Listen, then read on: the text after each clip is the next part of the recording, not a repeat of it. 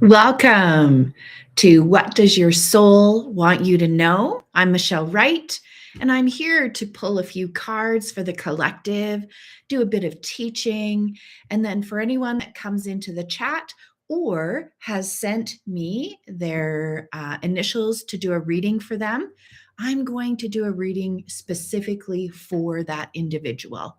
So if you're interested in the future, just send me in my DM. You can either email it at leadwithyoursoul podcast at gmail.com, or you can go over to my Instagram at michellewright.co and send me a DM.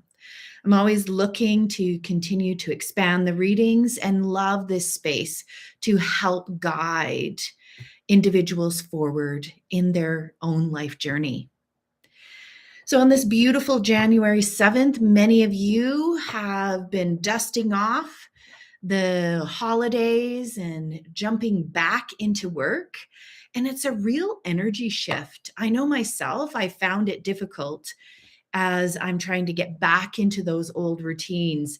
And at that same time, we have that, I would say, pressure of January being the start of something new. And I know I spoke about it even before, the end of a year 9 cycle, moving into a year 10 or a year 1. And this is really about creating, it's about starting a new journey and beginning the beginning of it. And I did my beautiful winter solstice wishes, intentions, what I was setting forward. And it has been interesting because, I did 13 wishes. I went through that process, and the one I got wasn't the one I wanted. And I find that so human. So human. So if you are in this place, I hear you, I see you. It is so human to create. So I created, and I spent a lot of time, and that's what I found was the most powerful. What was it that I wanted to create in 2026? And I looked at it in different aspects of my life. I looked at it from the aspect of my health. I looked at the aspect from my spirituality, from my emotional wellness, and from travel, from my business. And so I had all of these different aspects that I put together and really said, this is what I am working towards in 2026.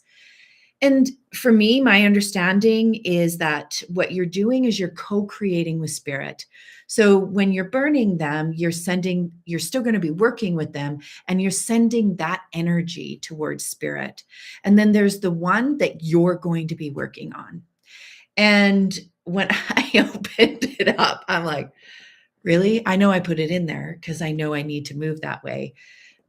And actually, it was growing YouTube followers. It was exactly this, understanding this YouTube space, recognizing that this is part of my mission and my work.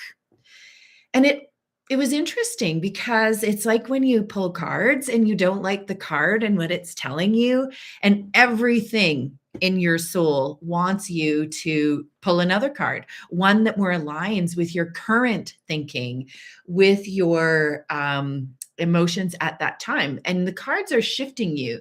They're offering you an insight into a window into how you can move forward and giving you some next steps, giving you some reframing of your thinking, giving you a deeper understanding of another aspect of yourself, depending on what your question is, depending on what you're looking at. And that's what cards do.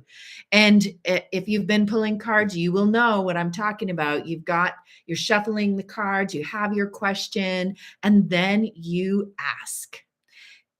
And you don't like the cards at all. And so I was, the same thing. The good news is I had burnt all of the other intentions from the winter solstice. So I couldn't go back and reshuffle. I am left with this one. But I did then pull other cards and continue to pull cards and continue to kind of figure out, what is this rub? What is going on? And so I had, like, for myself, even today, because there's a rub, there's a difficulty, a challenge that I'm having in having this energy to come forward. And I'm wondering what it is, what's going on. And so I pulled two cards. This is from the Asha Frost Medicine Oracle. And this one is about releasing. It's the fall equinox, Buffalo, and it's about release. And then so I asked myself, well, what is it that I'm asking to release? So I used Judith Orloff's cards, Surrender. And this one is about surrendering to fear. Surrendering to fear. Let go of the fearful stories that you're telling yourself. Stay in the moment and focus on every baby step, the possible solutions, and just the small steps forward. And that really, I think that really made sense because, my intention was 10,000 YouTube followers. This is like an insurmountable goal, wish, intention, and it's working towards it. Other people have done it. So I was thinking it's possible, and it is possible. I'm not saying that it's not possible. You can work the impossible. And so, what is my fear? Is my fear that I'm being watched? And this is where it is unraveling the triggers. And this is the release, is spending time in pulling cards, spending time in meditation, spending time in contemplation. What is the crunchiness? What is the denseness I'm working through? Because every time we have that, it's an opportunity. And this is how I've reframed my life. I see this crunchiness, this denseness, what's happening to me. I reframe that to happening for me to release. I don't always understand it. I do not always understand why, because I don't see the road forward. It doesn't make sense. All I know is I need to do the next thing. And I did that with my podcast. I did that with my Instagram. I did that with starting with my cards. I knew this is my way forward and my mission of working with women in big transitions and helping them learn to listen to their own soul, their own intuition. And through my one-on-one sessions with them, having the cards giving step by step specific instructions based on the questions that they need in their life. And my ability to channel, my ability to work with mediumship and help them see how the divine, how their spirit team, how their ancestors and their loved ones in spirit are supporting them. That's my mission, is empowering women and helping them reframe from a victim consciousness into an empowered way of moving forward. And so this is my struggle, and I needed to share this with you so that you can understand that as I come here and I share my intuition and I share my channeling and my connections, that I too am on this journey of struggle. And it is continuing to help a flower unfold with each release, with each healing, with each curiosity. Understanding that as I grow, the duality is, where am I stuck? There's duality in this. And I need to explore that lovingly with compassion about myself. And so for yourself, where do you find that you want to reshuffle the cards, reshuffle the deck, reshuffle your life? And how do you think about it? How do you start to imagine your life in a different way? Imagine your life through this releasing and recognizing and reframing that what's happening to you is really for you, for your continued development to your highest potential. So I want you to spend time when you're walking, when you're working out, when you're journaling, when you're listening to music, when you're driving in your car, contemplating that question for yourself. And today, for the collective, I pulled for 5 different cards. And what was interesting is I had already pulled that information for myself because I was crunchy coming into live and I'm finding some denseness. So I'm like, what is going on? I was on fire in December, just boom, boom, boom. And now I'm just having a hard time getting back in. So you might find the same. And everything was about creativity. I was surprised. So this is a new deck I have. It's the Wild Unknown Archetype Oracle. So this archetype is creator, the creator. And it gets you to really look at your creative power.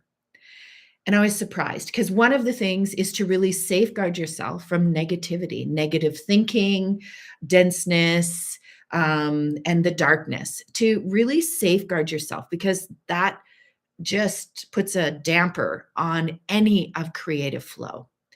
And it's recognizing, and so there's another caveat here. When I talk to my clients about creativity and they're being called to be creative in their lives, for some people, it is actually the creative arts. So it is actual painting, it is actual sculpture, it is actual creating music. But if you're not in the creative arts, our lives are creative. What I do here is a creative endeavor. When we're creatively building something in our life and manifesting something in our life, that is being a creator. So it doesn't have to be creative arts. It's what are you creating and building and nurturing to come alive? It can even be gardening. And it can be very 3D physical for you, or it can be a creative endeavor in your own spirituality, in your own awakening. And this is how creativity can come alive in your life. So it's getting you to frame it that way. Frame it. You need to be in a positive. You need to create. So you need to release some of your fears, some of your triggers, some of your limitations that we have around creativity. In working with so many staff members, there is working, what we would do is have them draw themselves. And then we had a picture of a kindergartner image of themselves. And now everybody, when they were drawing as an adult, was saying, oh, I'm so sorry. I can't draw. I can't draw. This is so bad. This is so bad. I can't do it. I can't do it. And then I put up the picture of the kindergarten. I said, what do you think they say about themselves? And they're like, oh, yeah, that this is a picture of who they are and that they're a good drawer and that they know how to draw and that, yes, this is their eyes. And yes, aren't their hands beautiful, even though there's like 20 fingers instead of 10? And it's this idea from being a child to being an adult. There's been so many messages for us that tell us should, or you don't fit this mold, you don't fit this criteria, you don't fit this evaluative judgment. And so we diminish ourselves in creativity and we say, well, you know, I don't do makeup, so I'm not a makeup artist. So I don't do makeup, right? I'm not.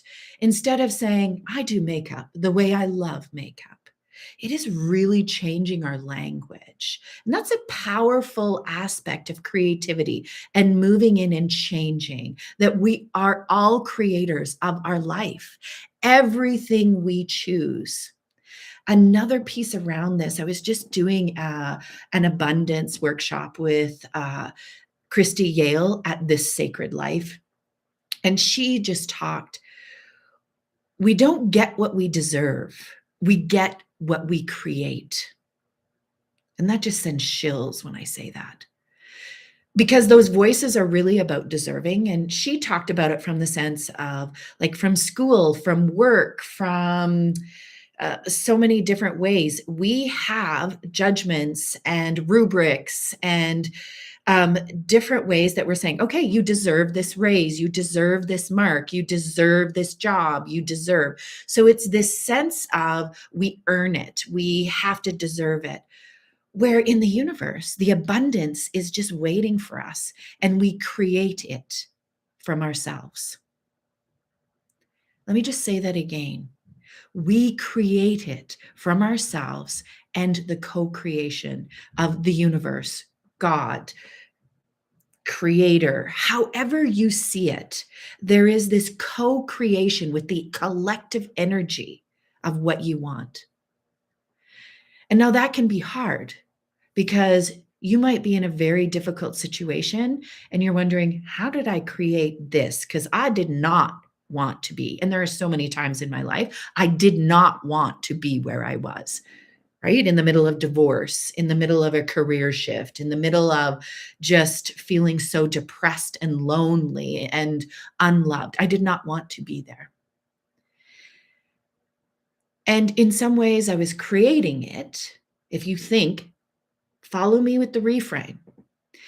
If you have this idea that you are moving forward and have a desire to create something in your life, we have to have these tower moments that tear everything down. And these tower moments that happen to us, now shifting it to happen for us, allow us to reframe, reshift, and release everything that wasn't there, to move to where our hearts and our souls really want us to move most authentically to our highest potential, to where we want to just resonate. And I just have a singing coming out. That's where we want to be. And so this creation has to happen within that context of sometimes we can do it from where we are and we can take just little micro steps, one step at a time. And sometimes the shift is so big that we have to clear the board and start fresh. And that's what those big transitions are, is clearing the board. And this card really speaks about being in the present. So we have to be in our present moment. This is the only place we have power, is in every small choice we take in the now. So for me, fear releasing, I needed to get on this live. I need to get on my Instagram. I need to share my message. This is my now. This is the power I have right now. I don't have the power of who listens, how it lands, or any of those pieces, but I have the power of being present now for what I want to create. It is the same for every other intention, wish that I put in my jar. I have the power in the now to make that choice to do it and to resonate with it.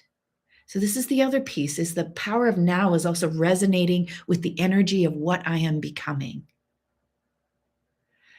So doing those pieces and co-creating. What does co-creating means? It is trust and surrender.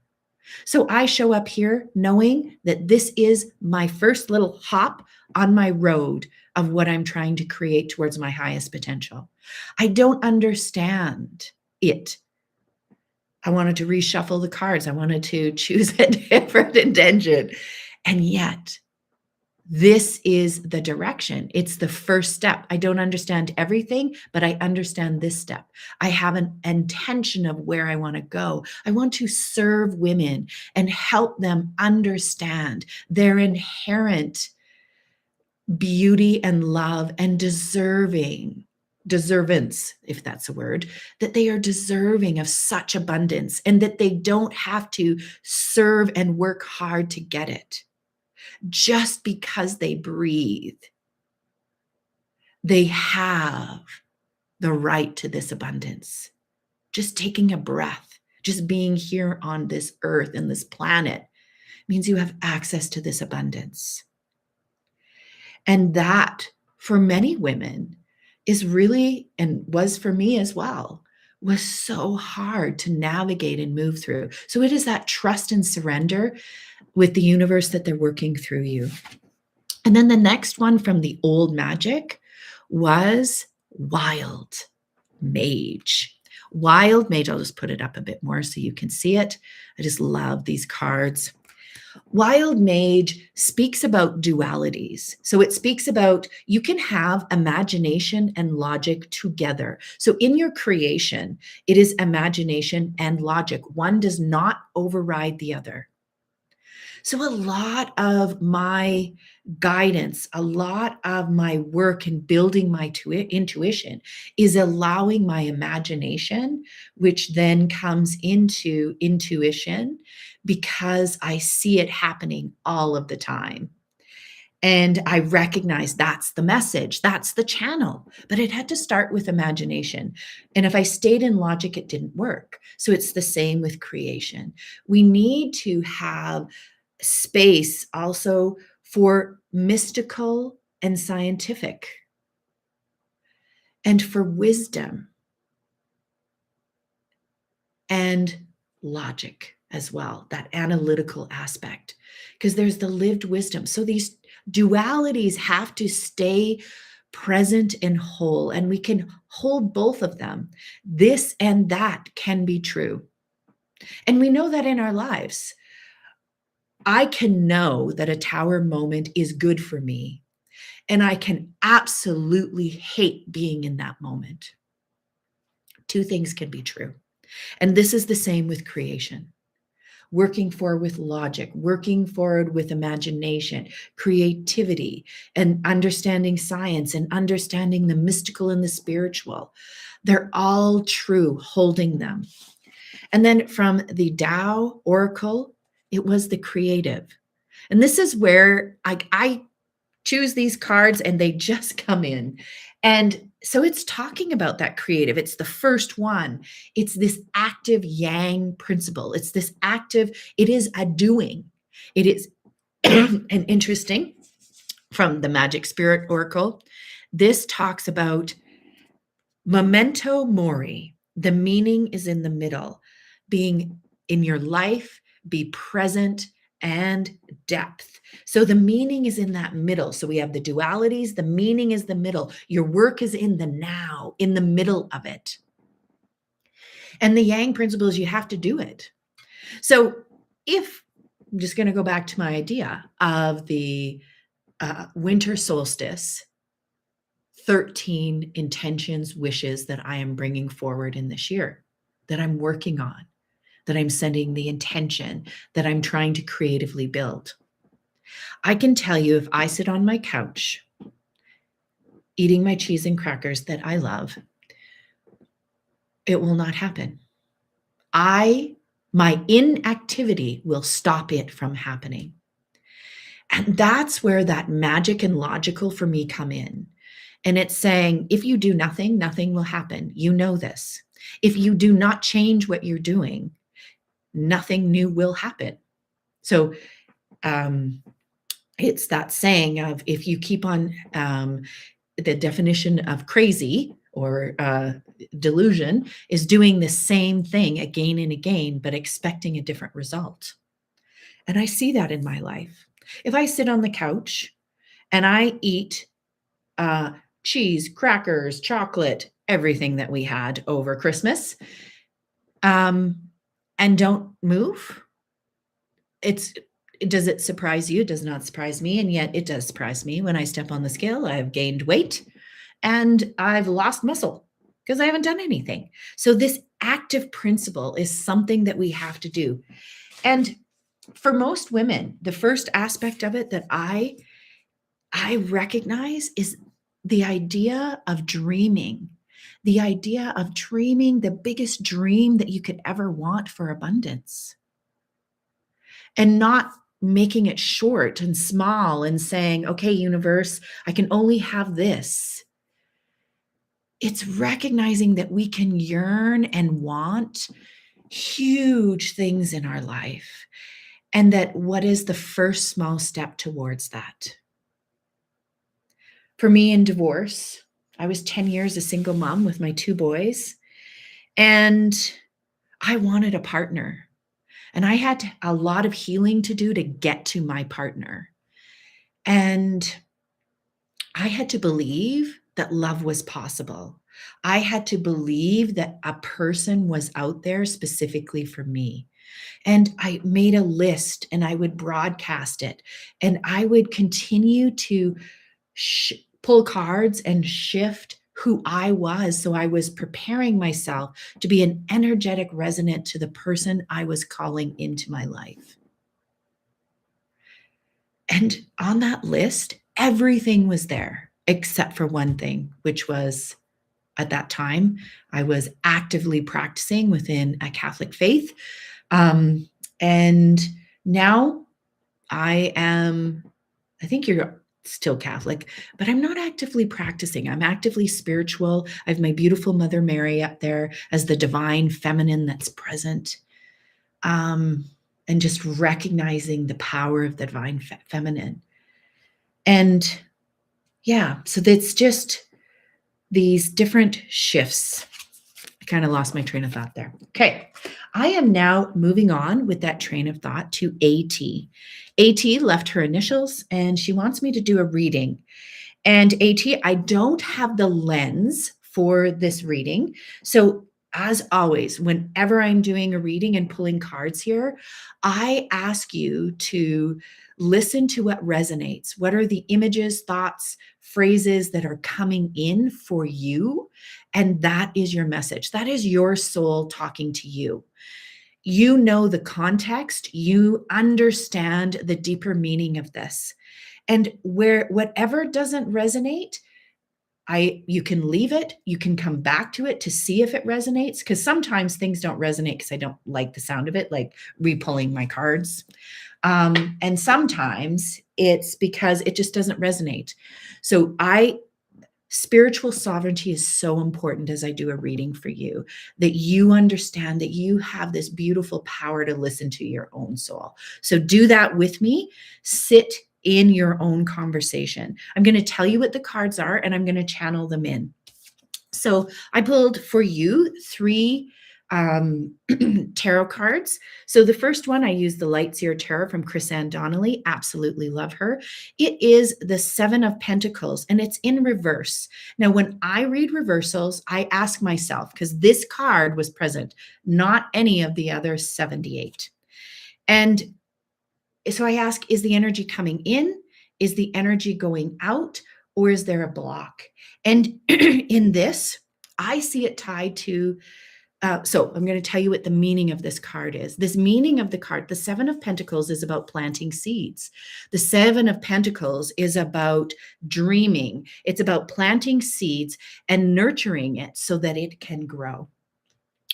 And when I see this, I think it's tied to the idea that I was talking about earlier, believing that you are worthy of wonderful things happening in your life, believing you are worthy of it being easy, believing you are worthy of having moments of complete joy and bliss and contentment just because you breathe. And so part of this is the difficulty to dream. Part of this is the difficulty to plant seeds because you're terrified that they won't happen. You have fear that if I dream, if I wish, that it won't happen. And I hear you, and I fear those things. So I still haven't got the 80 million. But what are your dreams that are close to your heart? Because when it is, so I'm going to use the idea of this business. My dream is to help women. My dream is to guide women through my own stories, through my own wisdom that I have alchemized to help me guide the women that I work with through the modalities that I work with. So what is that for you? Starting with the small steps and the big steps. And I want you to create like a dream box where you start collecting dreams that you want. Is it sun holidays? Is it retiring early? These are the big things. And then I want medium things. And then I want small things. Dream for yourself. Plant seeds. And then you need to create the energy in the now of the person that can receive those. So if I stay in my fear, I am not a person that can receive anything. I have to start loving myself. I have to start moving. I have to start releasing this old stories and shifting. And that's where the 6 of cups comes up. So cups is the suit of water, it's the suit of intuition, relationships, and it's the suit of our emotions. And this one is a card of nostalgia. And nostalgia is beautiful. Nostalgia are the wisdom. It's the memories we have that create the wisdom of who we are. When I said I alchemize this for myself, it is the wisdom that you can use in your life. And it's inviting you to recognize which ones of these nostalgic, of these memories, which one of them are anchors that are tying you to the past like a big ball and chain, and which ones of these are pearls of wisdom that you have now shifted and changed. So now you have a deeper understanding of yourself, of the world, of what you want. How do you want to move forward? And now it's like a pearl necklace you're building, and you put that pearl on that necklace. And so you have to really discern for yourself which ones of these are true. And if it is an anchor, you need to, with deep love and compassion, really unpack that. And what is this anchor about? Is it childhood trauma? Is it lack of hope? Is it lack of joy? Like, what is happening that past is now there, and you have to break it? So for me, I often will have thinking. I can actually think of things when I was 12 years old that come as I'm walking, and I have shame to a point where I'm blushing, and I am like, this feeling emotion is coming up. This is an anchor in the past of who I was. And so I think of myself in that moment at that time, and I love myself. And I say, that version of you, Michelle, I love. You did the best you could with who you were at that moment. And I acknowledge if I screwed up. I acknowledge, and I said, yeah, you could have made better choices. And now you can, because you are now not 12, you're 56. You have made lots of years. You've given lots back, and you've received lots. You've grown, and you've been a better version of yourself. So lovingly take that in. And I then say change. So you have to change that. Knight of Cups is, once again, cups is the suit of water, relationships. And Knight of Cups is typically a romance card. So you see this beautiful knight coming in. There's a movement in romance, a movement in what's happening. And when I lean in, yeah, there is potential for relationships to shift in a more romantic way. And I come back to make sure that you've done these things. Is this really what you want? Is this how you want to move forward? I also find this loving relationship, when I pull this card for me, is less about my husband, my spouse, and it's more about me loving me deeply. And that's the first thing. I have to make sure that my cup of self-love is so full that when I look in the mirror, I say, Michelle, I love you completely and fully. And I have to look in the mirror and believe it. And then I say, I easily receive love. I easily receive abundance in the form of love, finances, time, trips, different things that I like. And so this card for me is also about loving myself. And so I see for you doing some shifts with that. And it's talking about, Colette Baron Reed speaks, this is an oracle card, and it's saying, bring a gentle touch to yourself.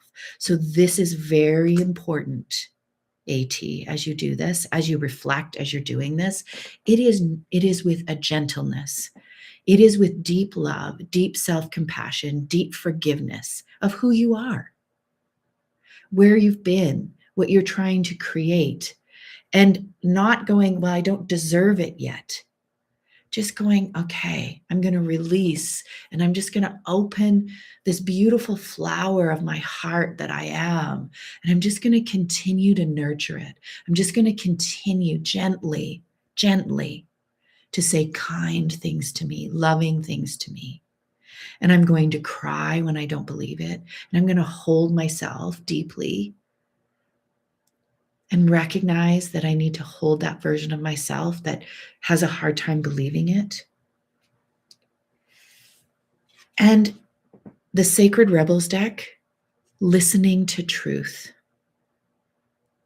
listening to your truth. And that truth is from your body, listening to your body, listening to, are you giving too much? What are the ways that you know where you've overtaxed yourself? For me, it's anger. When I get into anger, that's my not self theme. I need to shift. I need to move into a place where I start to understand more deeply where I'm in balance. I have to listen to the truth about myself that I am in victim consciousness sometimes, that I have fear, that as much as I'm on the spiritual path, I struggle and I don't understand, and I still want it to be easy, and it's not. So listening to your truth that comes from your heart and your soul. So listening to your body telling you what it needs to know. And I'm getting in here that your body, there's some tweaks in your body from a health perspective that energetically you need to listen to. And I don't do health readings, so I'm just like, I know for myself, my body tells me, when I'm so anxious and fearful, I actually have a difficult time going to the washroom. And that's my body. And I have to be like, okay, here I am. Okay, Michelle, you are holding everything so tight with control. You're not surrendering. That's what I'm saying, listening to your body that way, listening to it talk to you about what you need. Do you need vegetables? Do you need to walk? Do you need rest? Do you need a hug? And as a single mom, you know what? I needed physical touch. For 10 years, I was alone. I would get massages. I would cry in massages because I hadn't had a person just touch me. And it wasn't romantic touch. It's just the need of a human to need that. And there are needs your body has. This is the emotion that's coming through for you, AT. Listening to your truth and being honest with yourself, not judgmental, and not that you have to earn it, and not that you have to be perfect, just that you have a truth and to be present for yourself for that. And beautiful, these are the surrender cards from Judith Orloff, and it is surrender to your full power. Marianne Williamson talks about our greatest fear is how powerful we truly are. I'm just going to read the bottom for you. Your life is calling for you to step into your full power rather than just playing it small. AT, you have a beautiful legacy to create. You have a beautiful divinity to bring forward. And I say divinity, it is this, you are creating something very special, and it's calling you that only you can do in a beautiful way in this world. And that's what's beautiful as a collective. If you think of us as women, we come together as this collaborative collective, helping each other move forward.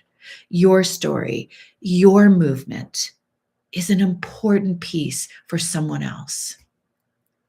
It's important first and foremost to you, and your full power as you move into it is just going to be a burning light for other people in this world. I hope this reading had meaning for you. I hope that you find solace, you find next steps, you find healing you find a deep love from the universe for you specifically, AT. You are loved, you are cared for, you are watched. And for me, when I talk about that, that's my spirit team. I see them as angels. I see them as saints. I see it as the ancestors that have come before me. And I see it as my loved ones in spirit.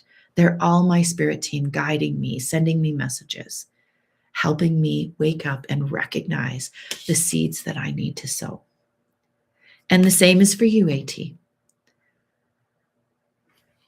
So for everyone, I invite you to please help me subscribe to my channel, share this message with someone who you think might need it. And until next time, keep leading with your soul.